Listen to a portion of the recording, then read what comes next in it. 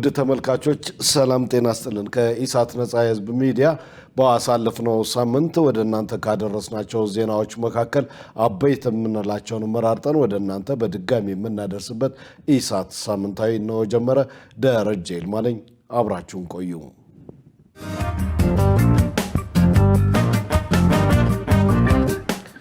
የሶማሊያው ፕሬዝዳንት ሐሰን ሼህ መሐሙድ ኢትዮጵያ ለንግድ አገልግሎት የሀገራቸውን ወደብ በተጠቀም እንደማይቃወሙ የገለጹት ባሳለፍነው ሳምንት ነበር። በሌላ በኩል መንግስታቸው አልሸባብና አይኤስአይኤስን በከፍተኛ ደረጃ ማዳከሙን ተናግረዋል። ሸሪፍ ኢማም የሶማሊያው ፕሬዝዳንት ሐሰን ሼክ መሐመድ ከቢቢሲ አፍሪካ ጋር በነበራቸው ቆይታ ሶማሊያ ከኢትዮጵያም ሆነ ከግብጽ ጋር መልካም ግንኙነት አላት ብለዋል። ግብጽ ኢትዮጵያን ለማወክ አንዳች ፍላጎት የላትም። በተመሳሳይ ኢትዮጵያም በሶማሊያ ያለውን የግብጽ የሰላም አስከባሪ ኃይል ለማወክም ሆነ ለመዋጋት ፍላጎት የላትም። እኛ ጦርነት ሰልችቶናል፣ ምንም አይነት ጦርነት አንፈልግም። ሌሎች ሀገራትም እኛ ሀገር መጥተው እንዲዋጉ አንፈቅድም። በፍጹም ይህ አይሆንም ብለዋል። ብቸኛው መፍትሄ ተባብሮ መስራት ነው። በተለይ ደግሞ በደህንነት ዙሪያ ውይይቶችና ንግግሮች እየተካሄዱ ነው፣ አላበቁም። በመርህ ደረጃ ኢትዮጵያ የሶማሊያን ወደብ ለንግድ አገልግሎት ብትጠቀም ችግር የለውም ብለዋል። የሶማሌላንድ እንደ ሀገር መቆምን በተመለከተ የአፍሪካ ህብረትና የተባበሩት መንግስታትን ቻርተር እንደ መጣስ ይቆጠራል ብለዋል። ሶማሌላንድ የሶማሊያ አካል ናት። እርግጥ ነው አንዳንድ ቅሬታዎች ሊኖሩ ይችላሉ። ይሁን እንጂ ሁላችንም በርካታ የሆኑ የሚያስተሳስሩን ጉዳዮች አሉን ከሚያለያዩን ይልቅ ብለዋል። የሶማሊያ አንድነት የማይገሰስ ነው ሲሉም አክለዋል። በሶማሊያ የተለያዩ አካባቢዎች የልማት ስራዎች እየተከናወኑ ነው። በፌዴራል መንግስቱ ስር ባሉ ግዛቶች እንደ ትምህርት ቤት ያሉ ማህበራዊ አገልግሎቶች እየተስፋፉ ነው። ከ10 ሺህ በላይ መምህራን በመላው ሶማሊያ ተመልምለዋል። በሶማሊያ ገጠር አካባቢ የሚገኙ ትምህርት ቤቶችና ሆስፒታሎችም የኤሌክትሪክ ኃይል ተጠቃሚ ሆነዋል። በሁሉም የሀገሪቱ ግዛቶች መሰረተ ልማት እየተገነባ ነው። እነዚህ ሁሉ የተገነቡት ግን የዕዳ ስረዛ ስለተደረገልን ነው ብለዋል። አሁን ላይ በሶማሊያ ምርጫ ለማካሄድ ዝግጅት ላይ ነን። አንድ ሰው አንድ ድምፅ ለሶማሊያ በሚል እያደራጀን ነው። በሁሉም የሶማሊያ አካባቢዎች የመራጮች ምዝገባ እየተካሄደ ነው። ይህንን የምንፈልገው ይህንን የሚያውኩ ምንም አይነት ተግባር አንፈጽምም ብለዋል። ምርጫ በሚካሄድበት አካባቢ ጥበቃ የሚያደርጉ በቂ የደህንነት ኃይሎችም አሉን ብለዋል። በሶማሊያ አሳሳቢ የሆነ የደህንነት ችግር አለ። ምክንያቱ ደግሞ አሁን ላይ በሁለት የተለያዩ ቦታዎች ከአልሸባብና ከአይኤስአይኤስ ጋር እየተዋጋን ነው። አሁን ላይ አልሸባብና አይኤስአይኤስ እጅግ አስቸጋሪ የሆኑ የሽብርተኛ ቡድኖች ናቸው። በአሁኑ ወቅት ጦር የማደራጀት ሥራ እየሰራን በተመሳሳይ ደግሞ ጦርነት እያካሄድን ነው። በዚህ ረገድ ባለፉት 3 ዓመታት የተሻለ ውጤት አስመዝግበናል። አብዛኞቹ ከተሞችና መንደሮች ከአልሸባብ ነፃ ወጥተዋል። እናም አልሸባብ እየተንቀሳቀሰ ያለው በገጠር አካባቢ ነው ብለዋል። ካለፈው ጋር ሲነጻጸር በአሁኑ ወቅት በአልሸባብ በእጅጉ ተዳክሟል። ይሁን እንጂ አሁንም በሀገሪቱና ለአካባቢው ከፍተኛ የደህንነት ስጋት ነው። ቀደም ሲል በነበረው ልምድ ከአልሸባብ ጋር ወታደራዊ ትግል ብቻ ነበር የሚካሄደው። እኛ ወደ ስልጣን ከመጣን ወዲህ ግን በተለያየ ግንባር ነው ጦርነት እያደረግን ያለ ነው። ከአልሸባብ ጋር የርዕዮተ ዓለም ጦርነት እናደርጋለን። ዋነኛ የተባሉ የሶማሊያ ምሁራን ለህዝቡ እየነገሩ ያሉት አልሸባብ እየፈጸመ ያለው ድርጊት ከእስልምና ጋር የተጻረረ ነው የሚል ነው ብለዋል። የኢትዮጵያ የባህር በር ጥያቄ በአውሮፓ ሀገራት እውቅና ሊሰጠው ይገባል የተባለው በዚሁ ባሳለፍነው ሳምንት ነበር። ኢትዮጵያ የወደብ ፍላጎቷን ለማሳካት ከግፊት ወደ ተግባር የምትገባበት ሰዓት ነው ሲሉ የዘርፉ ባለሙያዎች ለኢሳት ተናግረዋል። የዚህን ዜና ዝርዝር ትዕግስት ተስፋ አዘጋጅተዋለች። መሰረት ባዩ እንደሚከተለው ታቀርበዋለች። ኢትዮጵያ ለወደብ ኪራይና ለመጓጓዣ የምታወጣው ወጪ ከፍተኛ የውጭ ምንዛሬ የሚጠይቅ እንደሆነ ይነገራል። የኢትዮጵያን የባህር በር ፍላጎት ለማሳካት ጠንካራ የዲፕሎማሲ ስራ መቀጠል እንደሚገባም ይገለጻል። ኢሳት ነጻ የህዝብ ሚዲያ የኢትዮጵያ የባህር በር ፍላጎት ከጥያቄ ወደ ትግበራ እንዲገባ ቀጣዩ ስራ ምን ሊሆን ይገባል ሲል የዓለም አቀፍ ግንኙነት ባለሙያዎችን ጠይቋል። የዓለም አቀፍ ግንኙነት ባለሙያው አቶ ኢያሱ ኃይለ ሚካኤል በሰጡት ምላሽ በሶማሊያው ፕሬዝዳንት ሐሰን ሼክ መሐመድ የኢትዮጵያ የባህር በር ጥያቄ የተሰጠው ይሁንታ በሀገራቱ መካከል ያለው የሁለትዮሽ ግንኙነት እየተጠናከረ ለመምጣቱ ትልቅ ማሳያ ነው ብለዋል። አሁን ብዙዎች የማያነሱት በኔ እይታ ደግሞ ይሄ ፓወር እንደ ሊደርሺፕ የምንለው ወይም ይሄ ፓወር ሱ ስትሬንግዝ ወይም ይሄ ሊደርሺፕ ኢን ስትሬንግዝ የሚል አቅጣጫ የመጣበትን ሂደት ይታያልና ሪያል ዓለም እንደመሆኑ ወይም ሆናዊ የፖለቲካ ሂደት እንደመኖሩ መጠን በዲፕሎማሲውም በኩል የኢትዮጵያ መንግስት ጥያቄዎችን ያቀረበበትና ሌሎች መንግስታት እንደዚህ አይነት ጥያቄዎችን ሲወያዩ ጉዳዩ ባይነሳም አሁን እንደ አዲስ ጉዳይ ተነስቶ መቅረቡ የራሱ የሆነ አዲስ ምዕራፍ መክፈቱን ያሳያል። አንዳንድ ሀገራት ወይም ሀገሮች ደግሞ እንደዚህ ጉዳዮች ላይ ብሔራዊ ጥቅማቸውን ወይም በዚህ በሁለትዮሽ ስምምነታቸውን በኢትዮጵያና በሶማሌ መንግስት መካከል ያለው ግንኙነት እየተጠናከረ የመጣ መሆኑ ማሳያል። ምክንያት እንደሚታወቀው ቀጠናው በጣም በተለይ በሶማሊያና ኢትዮጵያ ግንኙነት ከባለፉት 16 እና 17 ዓመት በዚህ በሰላም ማስከበር ጋር ተያይዞ በሁለቱ መንግስታት ተለዋጭ በሆነው ዲፕሎማሲዎች በሁለቱ መንግስታት የብሔራዊ ጥቅምን ለማስከበር በሚደረጉ ፉክክሮችና ጥምረቶች ላይ የታጀበና የተጠናከረ እንደመሆኑ መጠን የኢትዮጵያ መንግስት ብሔራዊ ጥቅም ሌሎች መንግስታትን የሚደግፉበትና አስፈላጊነቱ ሲታይ ሌሎች መንግስታትም የተጀመሩ ፕሮጀክቶችን ወይም አሁን በኢትዮጵያ በኩል እየቀረቡ ያሉ ጥያቄዎችን ሊደግፉ የሚችሉበት ነው። ሌላኛው የዓለም አቀፍ ግንኙነት ባለሙያ አቶ ቴድሮስ ጌቱ ደግሞ እያንዳንዱ ሀገር የኢትዮጵያን የባህር በር ጥያቄ እንዲገነዘብ ሰፊ የዲፕሎማሲ ስራ የሚጠይቅ መሆኑን ገልጸው የሌሎች የአውሮፓ ሀገራትም እውቅና ሊኖረው እንደሚገባ ነው ያነሱት። የተለያየ አማራጭ ማግኘት መብት አለን ይላሉ። ግን የትኛውን አማራጭ እንከተል ሲባል ጦርነት ነው ቀድሞ የሚመጣው። እንደዚህ አይነት ሴንስ እንዋጋለን ባይሉም ሴንሱ ግን እንደዛ ነው የንግግራቸው ሴንስ። ስለዚህ ተገቢውን የሆነ የዲፕሎማሲ ስራ ተሰርቷል ብዬ አላስብም። ስለዚህ ከዚህ አንጻር ተገቢ ዲፕሎማሲ ስራ መሰራት አለበት። እውቅናም ያስፈልጋል። ለምሳሌ የአውሮፓ ሀገራት እውቅና ሊኖር ይገባል። የአፍሪካ ሀገራት እውቅና ሊኖር ይገባል። እንደና አሜሪካ ያሉ ቬቶ ፓወር ያላቸው በብዙ ነገር የወሳኝነት ሚና በቀጠናው ላይ የሚጫወቱ ሀገራት እኛን ሰፖርት ሊያደርጉን ይገባል። የኢትዮጵያ የባህር በር ወይንም የወደብ ጥያቄ አዎንታዊ ምላሽ ማግኘት የሀገሪቱን ኢኮኖሚያዊ ተጠቃሚነት የሚያረጋግጥ በመሆኑ በትኩረት ሊሰራበት እንደሚገባ ተመልክቷል። በተያያዘ ዜና የአባይን ወንዝ ተጠቃሚነት አስመልክቶ የታችኛው ተፋሰስ ሀገራት የሚያነሱትን ጥያቄ ለመመከት ኢትዮጵያ ጽኑ አቋም ሊኖራት ይገባል የተባለው በዚሁ ሳምንት ነበረ። ሀገራቱ የውሃ ተጠቃሚነታቸውን ለማረጋገጥ የፖሊሲ ነፃነትን ሊገነዘቡ ያስፈልጋል ሲሉ የዘርፉ ባለሙያዎች ገልጸዋል። የዚህን ዜና ዝርዝር መሳይ ገዛኸኝ እንደሚከተለው ታቀርበዋለች። የታላቁ ህዳሴ ግድብ መጠናቀቅን ተከትሎ ግብጽ ለተባበሩት መንግስታት ድርጅት የጸጥታው ምክር ቤት ተቃውሞ አቅርባለች። ይሁን እንጂ የተሰጠ ምላሽ ስለመኖሩ እስካሁን የተገለጸ ነገር የለም። ኢትዮጵያ ግብጽ ያቀረበችውን አቤቱታ አስመልክቶ ምላሽ መስጠቷን የውጭ ጉዳይ ሚኒስቴር በጉዳዩ ላይ መግለጫ በሰጠበት ወቅት መግለጹ ይታወሳል። ግብጽን ጨምሮ የታችኛው ተፋሰስ ሀገራት የታላቁ ህዳሴ ግድብን በሚመለከት የሚያነሱት ጥያቄን ለመመከት የኢትዮጵያ አቋም ምን ሊሆን ይገባል ሲል ኢሳት ነጻ የህዝብ ሚዲያ የዓለም አቀፍ ግንኙነት ባለሙያዎችን ጠይቋል። የዓለም አቀፍ ግንኙነት ባለሙያው ዳየ ሞዳሌ በሰጡት ምላሽ የግብጽ ግፊት ወደፊትም እንደሚቀጥል ገልጸው ለጸጥታው ምክር ቤት ያቀረበችው የተቃውሞ ደብዳቤ ህጋዊ መሰረት እንደሌለው ነው የተናገሩት። አይሆንም የሚል መልስ ሰጥታለች ኢትዮጵያ። ትክክለኛም ነው። ግብጽ እንደምትለው ህግ ወደፊት ልጎዳ ይችላል የሚል አይነት ነገር ለኢንተርናሽናል ኮርት ኦፍ ጀስቲስ ወስደው አሁን ልትጎዱ ትችላላችሁ የሚል ምላሽ አግኝተናል። ምክር ነው፣ አድቫይስ ነው የሚባል። ይሄ ህጋዊነት ያለው ነገር አይደለም፣ ማለት ተፈጻሚነት ያለው ነገር አይደለም። ወደፊት ከተጎዱም እኛም ወደፊት ልንጎዳ እንችላለን። ይሄ መልስ ተሰጥቷቸዋል። ሌላ ውሃ አማራጭ የለንም፣ እኛ በቃ ይሄ ብቻ ነው፣ ኢትዮጵያ ዝናብ አላት ምናምን የሚሉት ነገር አላቸው። እሱም እኛን የሚመለከት ነገር አይደለም። አንደኛ ስምምነት ነው መደረግ የሚችለው። ይሄ ደግሞ በኢንቴቤ ስምምነት ነው። ይሄ ነው የኢትዮጵያ አቋም። ሌላ ያው መዛት ይቀጥላሉ። ኦፍኮርስ ያ ይኖራል። ግብጽን ለማርካት ብለን ሳይሆን የራሳችን የኢትዮጵያ የራሷን ሀገራዊ ጥቅም ለማራመድ ነው የምትሰራው እና በዚህ መንገድ ነው መታየት ያለበት። ሌላኛው የዓለም አቀፍ ግንኙነት ባለሙያ አቶ ቴድሮስ ጌቱ በበኩላቸው የሀገራቱ ጥያቄ የሚጠበቅ መሆኑን አንስተው ለጥያቄው ምላሽ ለመስጠት ኢትዮጵያ ጠንካራ ዲፕሎማሲ መፍጠርና የሀገራትን ድጋፍ ማግኘት አለባት ነው ያሉት። ይህን ያህል የወተር ኮንትሪቢዩሽን እያለን ግድብ ማንሰራበት ከውሃው ተጠቃሚ ማንሆንበት ምንም ምክንያት አይታየኝም።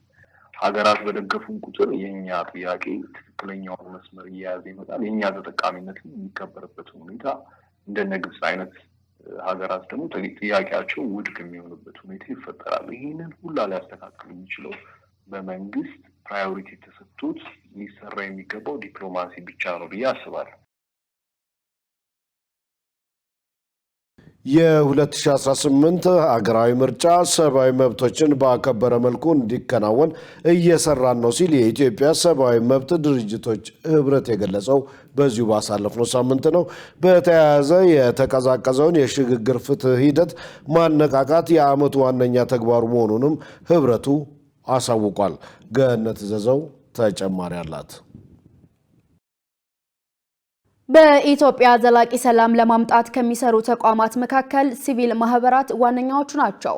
በዚህ ረገድም በ2018 ዓመተ ምህረት ሰላምን ከማጽናት አኳያ ምን ለመስራት ታስቧል ሲል ኢሳት የኢትዮጵያ ሰብአዊ መብት ድርጅቶችን ህብረት ጠይቋል። የህብረቱ ዳይሬክተር መሱድ ገበየው በሰጡት ምላሽ በ2018 ዓመተ ምህረት እንደ ሲቪል ማህበረሰብ ድርጅቶች የተጀመሩ ሰላምን ማጽኛ የሆኑ ተግባራትን ማከናወንና በሀገራዊ ምክክር ኮሚሽን ላይ ንቁ ተሳትፎ ማድረግን አጠናክረን እንቀጥላለን ሲሉ ተናግረዋል። የሰብአዊ መብት ድርጅቶች በምርጫ ታዛቢነትና በሌሎች ተሳታፊ የሚሆኑበትና ምርጫው ሰብአዊ መብቶችን ባከበረ መንገድ እንዲከናወን ይሰራሉም ብለዋል። በዚህ በምርጫ ሂደት ውስጥ የምርጫ ማስተማር፣ የምርጫ መታዘብ፣ የሰብአዊ መብት ክትትል በምርጫ ወቅትና የፓርቲዎችን በዘላቂ ሰላም እንዲመጣ ተጠያቂነት እንዲፈጠር የዲሞክራሲ ባህሉ እየዳበረ እንዲሄድ እጅ ከምን የምንልባቸው የመሳሰሉ ሰፋፊ ስራዎችን አስበናል። ኦልሬዲ እቅድ አስገብተናል። ለምርጫ ቦርድ ለሁለቱም ለመታዘብም ለማስተማርም ፈቃድ ጠይቀን እየተጠባበቅን ነው ያለ ነው። በሌላ በኩል የሽግግር ፍትህ ሂደት ወደ ትግበራ ምዕራፍ ከተሸጋገረ በኋላ የመቀዛቀዝ አዝማሚያ እያሳየ መሆኑን አንስተው ይህንንም በዚህ ዓመት እንዲነቃቃ ለማድረግ ይሰራል ብለዋል። ትልቁ የሰላም ማጽኛ ብዙ ሰዎች የሚጠብቁት ከመሆኑ አንፃር ተጎጂ የነበሩ ማህበረሰብ ክፍሎች የደረሰባቸውን ትራውማ ሂል እንዲያረጉ ኮሚኒቲ ዲያሎጎችን በማድረግ ትግራይ ላይ፣ ሶማሌ ክልል፣ ደቡብ ክልል፣ ደቡብ ኢትዮጵያ የምንለው አዲሱ ክልል ማለት ነው፣ ቤንሻንጉል ጉሙዝ እና ኦሮሚያ ክልሎች ላይ የምንሰራቸው አፋርና አማራን ጨምሮ የምንሰራቸው ማህበረሰብ ተኮር ስራዎች አሉ። በዚህ ዓመት ሌላኛው ቁልፍ የህብረቱ አጀንዳ በሀገሪቱ ሰላም እንዲሰፍን ትጥቅ ያነገቡ አካላትንና መንግስትን አቀራርበው ለማነጋገር ጥረት እንደሚያደርግ የጠቆሙት የህብረቱ ዳይሬክተር መሱድ ገበየው ይህን ይላሉ። ተካሄዱ ያሉ ግጭቶች ባሉባቸው አካባቢዎች የሚንቀሳቀሱ ኃይሎች ጉዳያቸውን ከመንግስት ጋር እንዲነጋገሩ ይሄ በሲቪል ማህበረሰብ ድርጅቶች ምክር ቤት በኩል መሰራት ያለበት ነው ብዬ የማስበው ነው። በዚህ በኩል ብዙ የሰራ ነው አለ ብዬ አላስብም።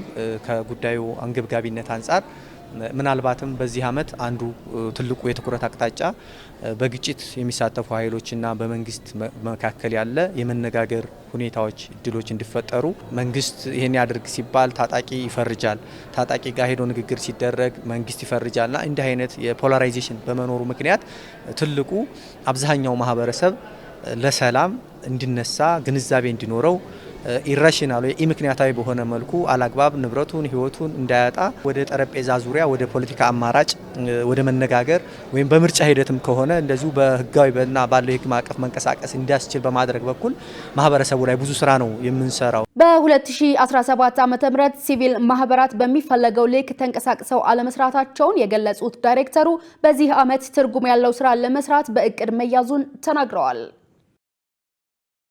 በማህበረሰቡ የግንዛቤ እጥረት ምክንያት አብዛኞቹ መስማት የተሳናቸው ዜጎች የትምህርት ዕድል አለማግኘታቸው የተገለጸው በዚሁ ባሳለፍነው ሳምንት መጨረሻ አካባቢ ነበር። የምልክት ቋንቋ ህጋዊ እውቅና እንዲሰጠው እየተሰራ እንደሆነም ታውቋል። ዮሐንስ ተስፋ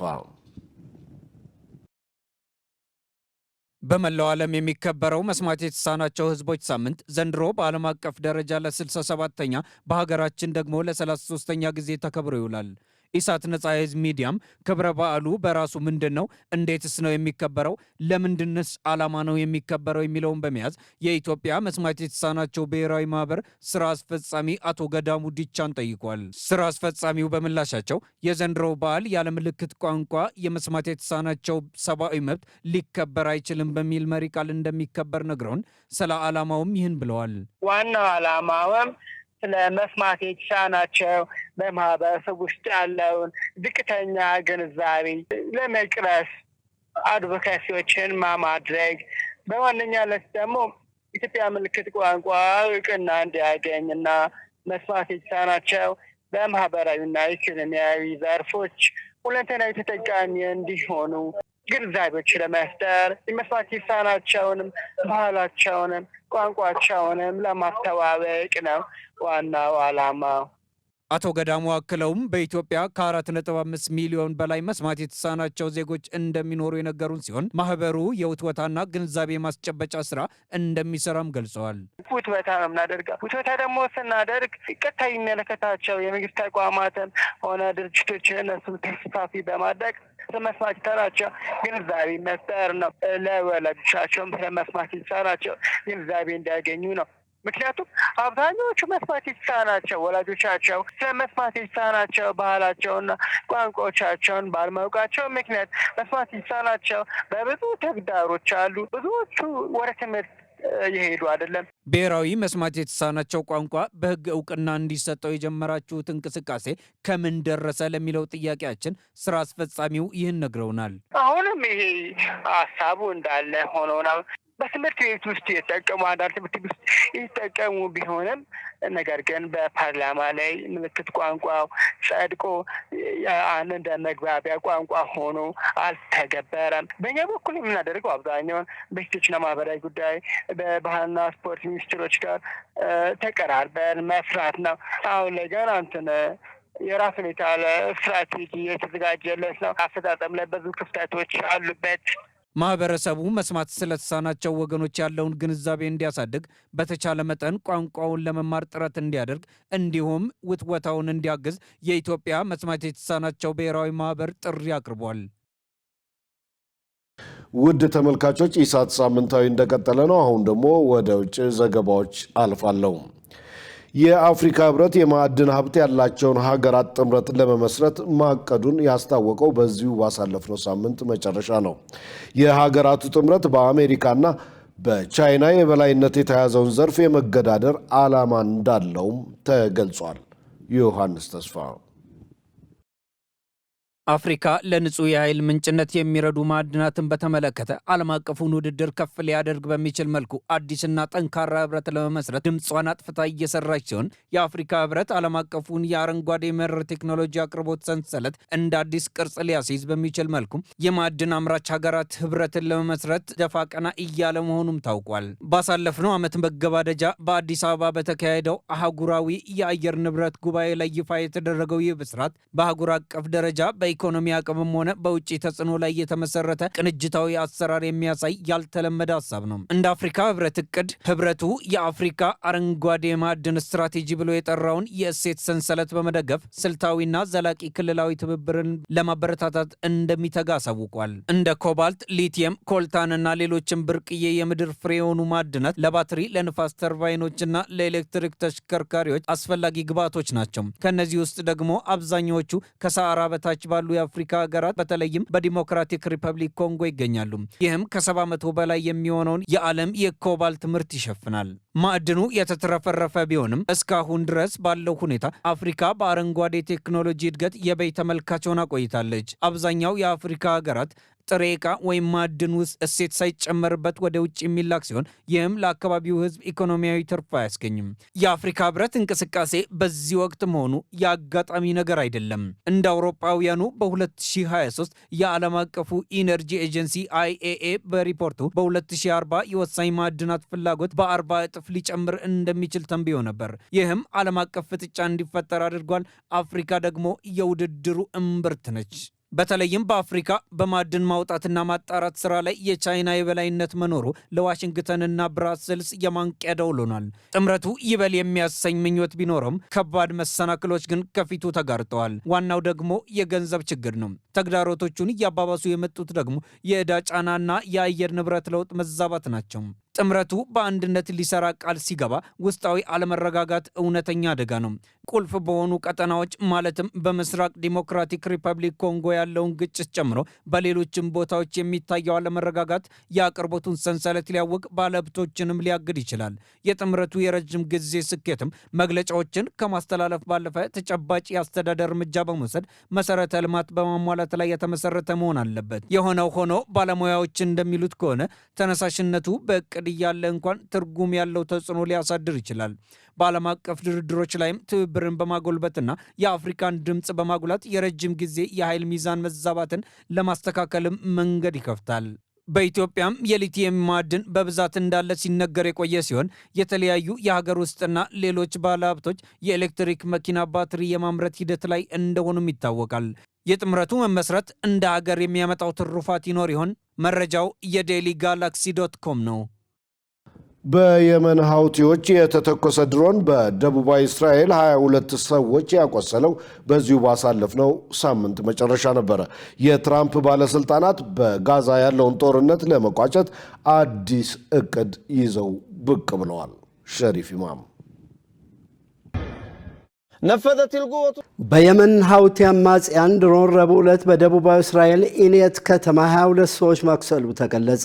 እጅግ የተወሳሰበ የሚሳኤል መከላከያ ያላትን እስራኤል የአየር ክልል ጥሶ ያለፈው ድሮን መጠነኛ ጥቃት አድርሷል። በሌላ በኩል የጋዛ ሆስፒታሎች ባወጡ መረጃ በጋዛ ሰርጥ ቢያንስ 41 ሰዎች በእስራኤል ጥቃት ተገድለዋል። የአሜሪካው ፕሬዚዳንት የዶናልድ ትራምፕ የመካከለኛው ምስራቅ ልዩ ልዑክ ደግሞ ያላቸውን አዲስ ተስፋ ገልጸዋል።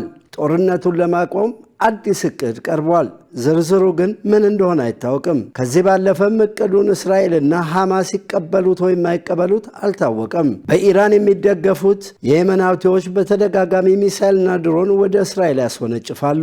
በዚህም የዓለም አቀፉን የመርከብ እንቅስቃሴ እያወኩ ነው እየተባለ ነው። ሀውቲዎች ይህንን እያደረጉ ያለው ለፍልስጤማውያን ያላቸውን ድጋፍ ለመግለጽ ነው። አብዛኞቹ በሀውቲ የሚተኮሱ ድሮኖችና ሚሳይሎች በእስራኤል ተመተው ይወድቃሉ ወይም አደጋ ሳያደርሱ ባዶ ስፍራ ላይ ይወድቃሉ። ሀውቲዎች ባወጡት መግለጫ ወደ እስራኤል 2 ድሮኖች መላካቸውን አስታውቀዋል።